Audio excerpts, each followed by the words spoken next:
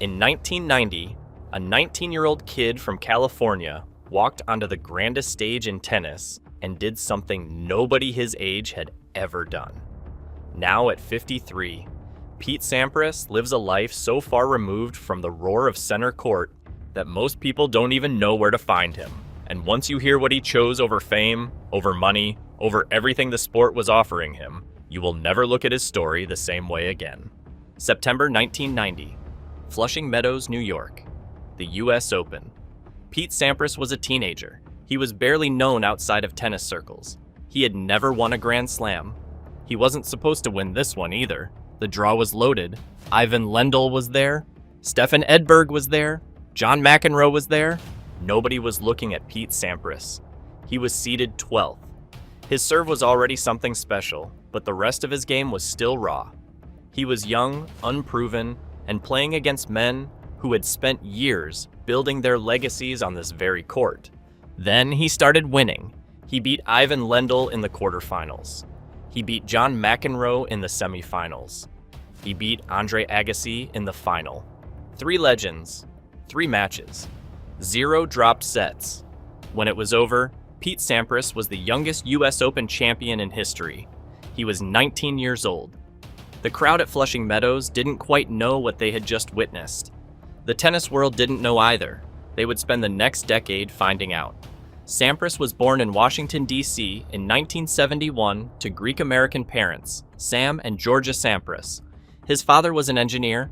The family was working middle class, grounded, private, and close-knit. They moved to the Los Angeles suburbs when Pete was 7. That's when he found the game. A tennis racket left in the basement by the previous owners of the house became the most important object of his childhood. He played for hours in the backyard, hitting balls against the wall. Not because anyone told him to, because he couldn't stop. By age 11, he was working with legendary coach Pete Fisher, who made a decision that would change everything. Fisher switched the young Sampras from a 2-handed backhand to a 1-hander. He convinced him to serve and volley. He told the kid he could be the greatest player in the world if he committed completely. Pete Sampras committed completely. He turned professional at 16. The results were modest at first. He was learning, adjusting, building. The game at the top level was nothing like junior tennis. These were men who had honed their craft over years. Sampras had to grow up fast, and he did exactly that. By the time that 1990 US Open title came, he was ready. He just hadn't told anyone yet.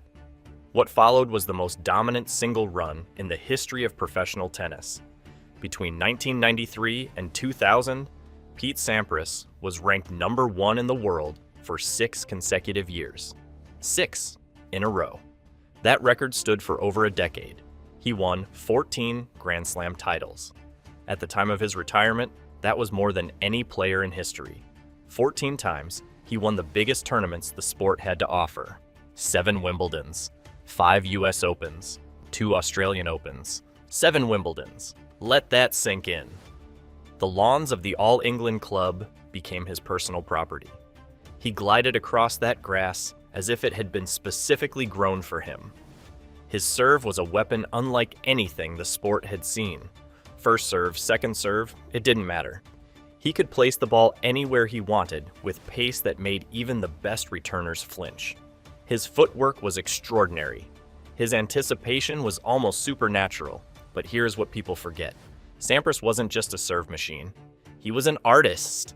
His 1-handed backhand was as clean as any in the game. His volley was precise. His drop shots came out of nowhere. When he was at his peak, he made the most difficult shots look like rehearsed choreography. He made tennis look effortless, and that was both his greatest gift and his strangest curse. Because effortless doesn't make people lean forward in their seats. The media never quite fell in love with Pete Sampras the way they fell in love with other champions. He didn't have John McEnroe's fury. He didn't have Andre Agassi's flair. He didn't shout, he didn't curse, he didn't perform. He simply won. Quietly, relentlessly, and with an elegance that some people mistook for coldness. Journalists called him robotic. They called him boring. One famous headline described him as the champion nobody wanted to watch. It was deeply unfair. It was also deeply wrong. Sampras played tennis at a level that made every coach, every analyst, and every serious student of the game hold their breath. The problem was, the casual viewer wanted drama, and Sampras rarely gave them drama because his opponents rarely gave him a close enough match to require it. Andre Agassi was the exception. Their rivalry is one of the finest in the history of sport. Agassi was everything Sampras wasn't, at least on the surface. Flashy, expressive, magnetic, and outspoken. Where Sampras controlled a match with quiet precision, Agassi attacked it with raw aggression. They met 34 times. Sampras won 20 of those matches, but the 10 that Agassi won were some of the most electric tennis ever played. They pushed each other to heights neither would have reached alone. Agassi later said that playing Sampras made him a better player. He said he had to become better just to compete, and that Sampras was the measuring stick against which he judged everything. Coming from Agassi, that means everything. Then came 1995, and something cracked open inside the champion.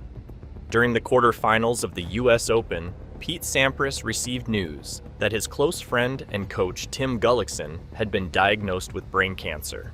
Sampras was on court when he found out. He sat down during a changeover and wept. Openly, completely, in front of thousands of people and a television audience of millions. Then he composed himself, stood up, and won the match. He went on to win the tournament. Few people have ever seen anything like it. The man who had been called robotic, who had been accused of feeling nothing, was sobbing on the most watched tennis court in America. And then he kept playing, and then he won. It was one of the most extraordinary things professional sport has ever produced. Gullickson died in May of 1996. Sampras won Wimbledon that same year. He dedicated the title to his coach. The sport took its toll in other ways too. Sampras suffered from a rare blood disorder called thalassemia, which caused fatigue that was completely invisible to the watching world. There were days when just stepping onto the practice court felt like running through water. He never complained about it publicly. He just managed it, adapted around it, and kept playing at a level that healthy players couldn't match. His 2000 US Open run deserves its own chapter. Sampras entered the tournament ranked 85th in the world. Not a typo. 85th. He had been struggling with injuries. His form had been inconsistent for months. Experts were writing his epitaph in public. Some were suggesting he might never win another major. He went out and won the US Open. He beat Marat Safin in the final. He played 7 matches at the highest level in conditions that would have broken a lesser player. He was ranked 85th and he won a Grand Slam. Nobody had done anything remotely like it. It remains one of the most remarkable individual achievements in the history of tennis. By 2002, the body was finally saying enough. His ranking had slipped. The next generation, Roger Federer among them, was starting to emerge. Sampras still had something left, but the dominant era was closing. He could feel it.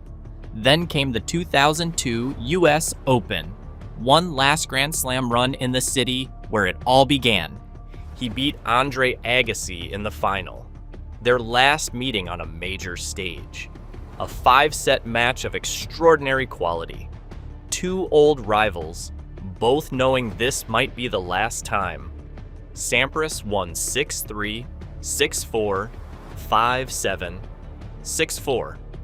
When the last ball landed, he sank to the court. He covered his face. His body shook.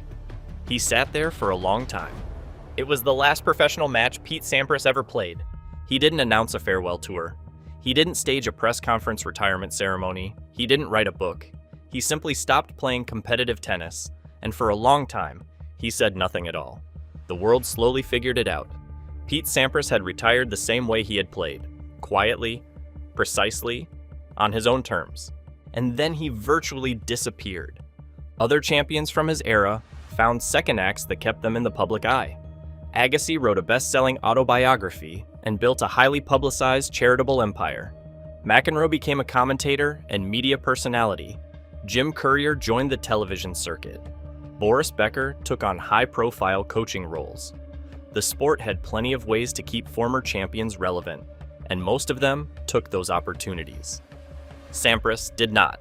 He walked away from the tour and into a private life in Los Angeles with his wife, actress Bridget Wilson, whom he married in 2000. They have 2 sons together, Christian and Ryan, and for years, that was essentially all anyone knew. Sampras was raising a family in California, and he was doing it away from every camera he could find. He could have cashed in endlessly. His name still carried enormous weight. Endorsement deals were available. Television networks would have paid handsomely for regular appearances. Exhibition tours with 6-figure appearance fees were there for the asking. The infrastructure for a very profitable post-retirement celebrity career was fully built and waiting for him to walk through the door. He mostly didn't.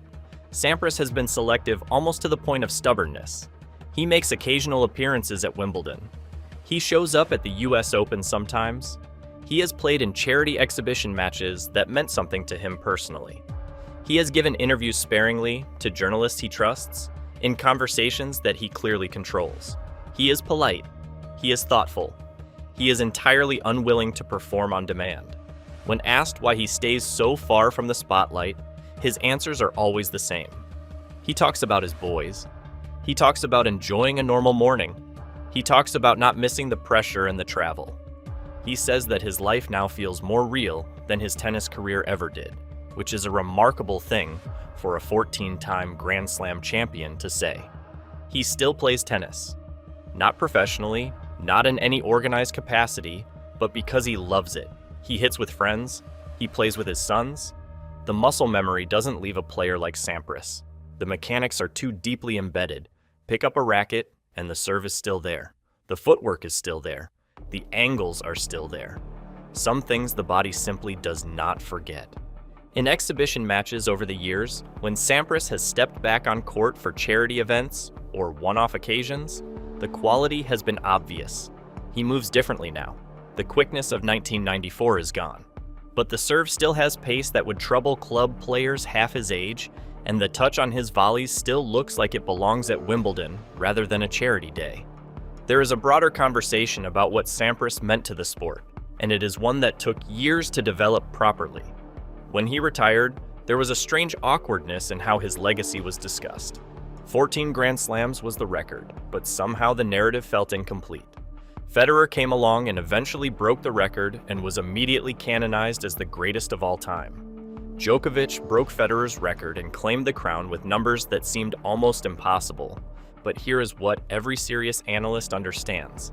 Sampras dominated his era with a completeness that is genuinely difficult to compare. The men he beat, Agassi, Becker, Courier, Edberg, were all legends of the game in their own right. The competition was fierce and technically varied. He still won 14 times.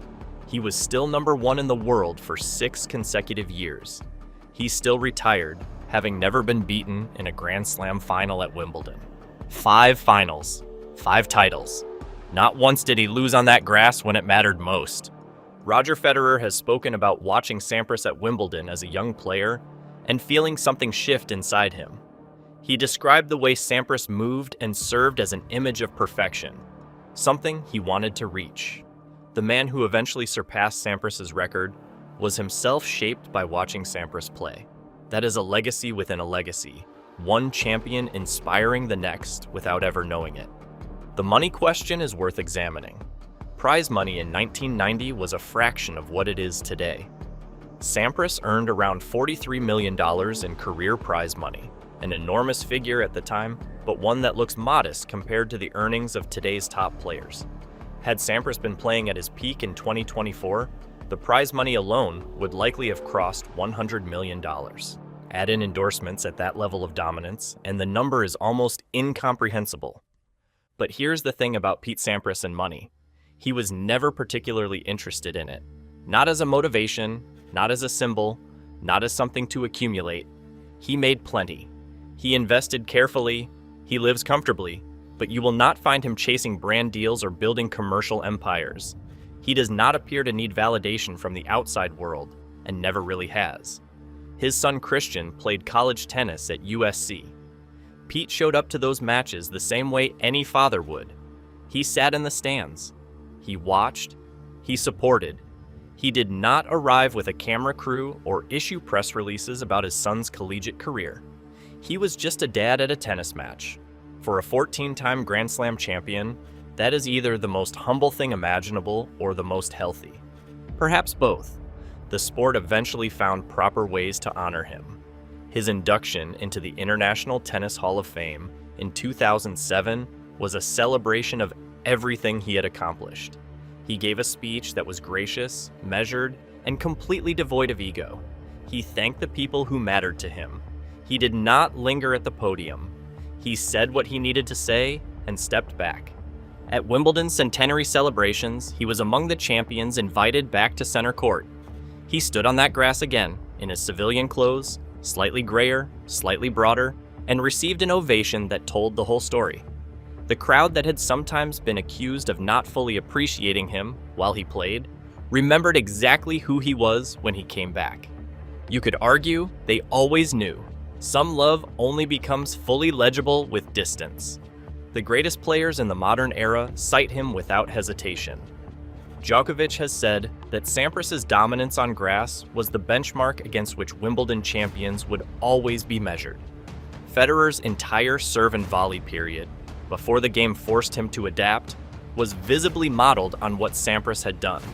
Rafael Nadal, not a natural grass court player, described watching Sampras at Wimbledon as watching something from a different sport entirely, something almost too perfect to be real. What does Pete Sampras think about all of this? About the debates, the rankings, the endless comparisons between himself and the men who followed him? He seems genuinely and completely to not care very much. He has said in interviews that he made peace with his career a long time ago. He knows what he did. He was there for all 14 of them. He felt the final ball land at the 2002 US Open. He sat on the court at Flushing Meadows and knew it was over and knew it was right. A man who has experienced that kind of completion at the end of a career does not need the outside world to confirm his worth. That might be the most striking thing about Pete Sampras at 53. He appears to be a man entirely at ease with himself, not performing contentment for an interview, not carefully managing a public image of retirement serenity, simply and genuinely at peace with the life he built and the life he chose when the tennis was done. He still watches tennis. He still has opinions. When he shares them, people listen carefully because he speaks rarely and says things worth hearing. He has gently suggested that the modern baseline-dominated game is less interesting to him than the serve and volley era. He has noted that the slowing of court surfaces has changed what tennis rewards. He respects the modern champions enormously, but views the game they play as something different from the one he mastered. He is not wrong. There is something quietly radical about what Pete Sampras chose to do with his fame. In a culture that rewards relentless visibility, he chose privacy. In a sporting world that offered endless platforms for former champions to stay relevant, he chose relevance only on his own terms. In an era defined by personal branding and curated public personas, he simply declined. He won more Grand Slams than anyone in history at the time of his retirement. He could have spent the following 2 decades living off that achievement in every conceivable way. He chose instead to drive his sons to tennis practice, to have quiet mornings in Los Angeles, to play golf with friends, to watch his wife's career with admiration, to simply live. Is there something we can learn from that? Maybe. The lesson is not that fame is bad or that visibility is wrong. Other champions have used their platforms brilliantly. Agassi's charitable work and education has changed thousands of lives. That path has its own profound value. But Sampras shows a different kind of wisdom, the wisdom of knowing when it is finished. The wisdom of not needing the applause to continue in order to feel that the work mattered. The wisdom of choosing a real life over the performance of one. There is a boy somewhere in the Los Angeles area who grew up watching his father, not on television, not at Grand Slam finals, but across the breakfast table. Christian Sampras grew up knowing his dad as a person first and a champion second. Very few 14-time Grand Slam winners can say the same. Pete Sampras won tennis's greatest prize 14 times. He was the best player in the world for 6 consecutive years. He made Roger Federer want to be a tennis player. He made Andre Agassi a better human being. He made Wimbledon feel like home for an entire decade. He made the most difficult shots in sport look like something practiced in a quiet backyard. And then he went back to that quiet backyard, and he stayed there. Maybe that's the real championship. Knowing that you gave everything the game had to ask of you. Knowing that the record speaks for itself. Knowing that the life waiting on the other side of the applause is worth more than the applause itself. Pete Sampras at 53 is a husband, a father, a man at peace. He walks into a room and people recognize him and nod and smile. And he nods and smiles back. And that is usually enough. The greatest Wimbledon champion the sport has ever seen goes to his kids' matches and sits in the stands and cheers and drives home. You won't find many 14-time Grand Slam champions who manage that. You might not find any. If this story moved you, subscribe for more incredible sports stories.